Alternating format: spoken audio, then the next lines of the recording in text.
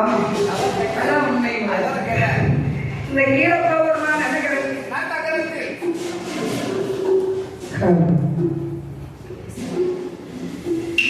என் ஆண்டவராகப்பட்ட ஐயன் சப்பானி மாடசுவாமி மாயாண்டி சுடலை சிவனடைந்த பெருமாள் கள்ளமாட சுவாமி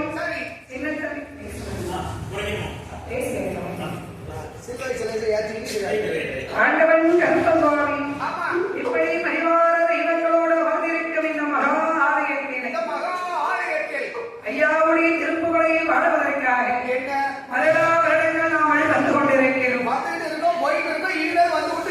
ஆமா, மார்கழி கடைசி நாள், தை முதல் நாள் ஐயாவுக்கு கொடை நாள். அதனால பொங்கல் திருவிழா எல்லாமே நமக்கு இங்கதான். ஆமா, சிறப்பா ஜவுளியெல்லாம் எடுத்து உங்களுக்கு பொங்கல் வச்சு இல்லன்னா வீட்டு வாசல்ல பொங்கல் வச்சு அப்படி சொல்லுங்க. பொங்கல் வைக்கிறது நான் பயிரிட்டேன் நமக்கு அதனால சீரும் சிறப்புமாக நடந்து கொண்டிருக்கும் இந்த ஐயனுடைய ஆலயத்தில் ஐயாவுடைய நெருப்புகளை பாடுவதற்காக நாங்கள் 6 பேர்கள் இங்கு வந்திருக்கிறோம். இன்றைய தினத்திலே ஐயனுக்கு குடி அழைப்பு. குடி அழைப்புனா என்ன? எல்லாரும் குடிச்சிட்டு இருப்பாங்க, அவங்க அழைச்சிட்டு வரணுமா? குடிமக்களை அழைப்பதுதான் குடி அழைப்பு. அப்படி சொல்லிடலாம். நான் ஒருவேளை எல்லாரும் குடிச்சிட்டு உட்கார்ந்துருப்பாங்க, அவங்க அழைச்சிட்டு வரணுமோன்னு நினைச்சேன். அதெல்லாம் கிடையாது. யார் கிடைக்கும் அவங்க அழைச்சிட்டு வர முடியாது. அதனால இன்றைய தினத்தில் என்ன அரியலத்திர ஐயனார் தர்மையான சாஸ்தாவுடைய திருப்புகளை நாங்கள் பாடப்போகிறோம். ஏதோ எங்களுடைய சிற்றறிவுக்கு எட்டியவரை அவ்வளவுதான், அறிந்த மட்டும் நாங்கள் பாடப் போகிறோம். அப்படி நாங்கள் பாடும் கலைகளில் தொழில் குற்றங்கள், பொருள் குற்றங்கள், இசை குற்றங்கள், கலை குற்றங்கள், சாரீர குற்றம் குறைகள் எது இருக்கோ இல்லையோ சாரீர குற்றம் பலத்தான் செய்யும். பனி ஓவருமே, பனி அடிக்கலாம், பொழுது. அதனால இருக்கத்தான் செய்யும். கோயில் உள்ள யாரும் இல்லைன்னு நினைக்க வேண்டாம். எல்லாரும் வீட்டு வாசலை தூத்து தொலைச்சு கோலம் போட்டு கலர் பொடியெல்லாம் போட்டு 2 மணிக்கு சாஸ்தா வரக்கும் போது கூட ஆளுநர் எட்டி பார்ப்பாங்க. இல்ல 6 மணிக்கு போது வந்து நின்று பார்த்துட்டு போவாங்க. ஏழை இருக்கிற நாளைக்கு விடிஞ்சா பொங்கல் வைக்கணும், வீட்டுல முழுவதும் கழுவணும், எடுக்கணும், எவ்வளவு இருக்கு. ஆமா,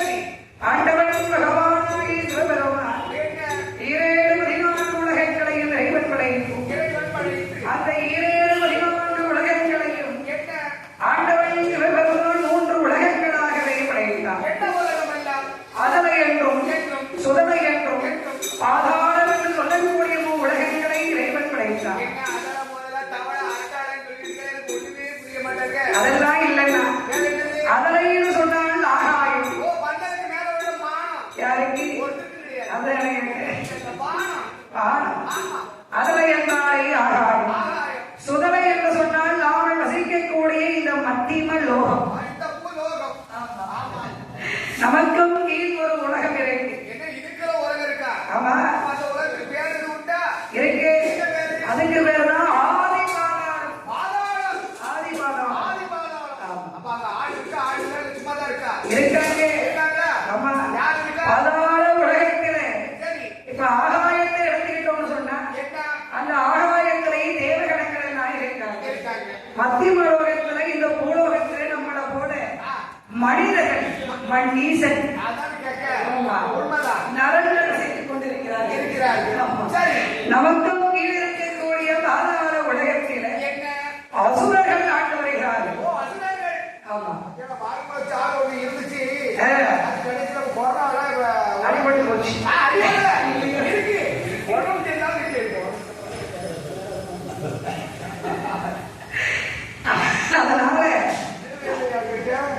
அதனால இந்த பாதாள உலகத்திலே யார் யாரெல்லாம் ஆண்டு வருகிறார்களே பாதாள லோகத்திலே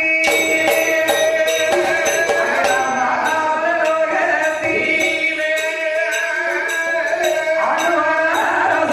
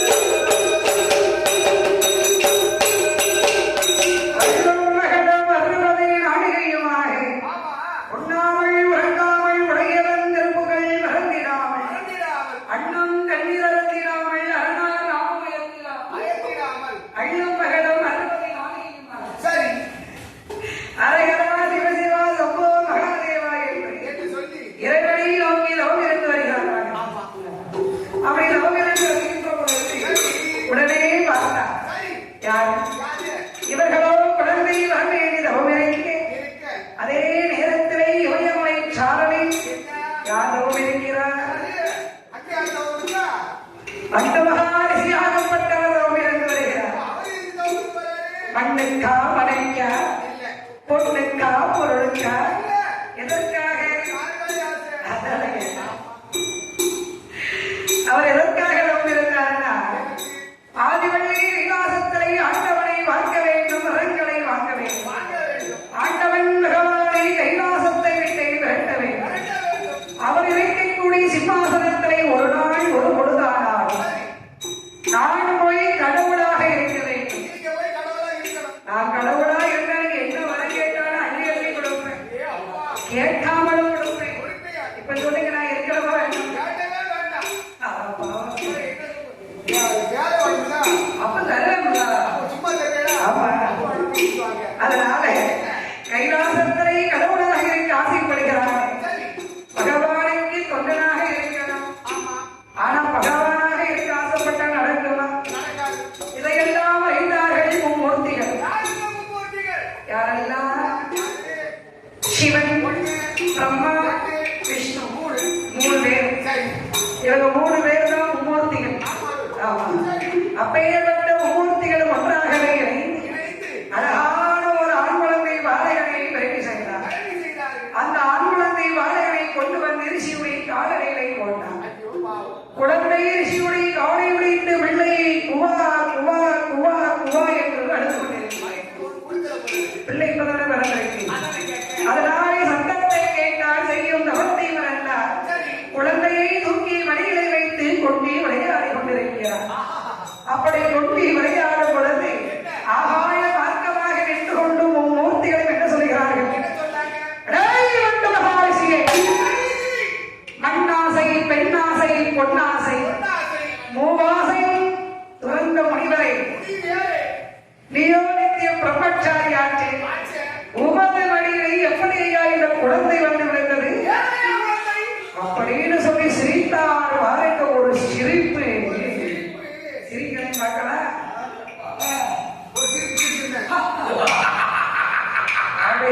நீடு எசக்கி அவன் வருவானதான் பார்த்தேன்.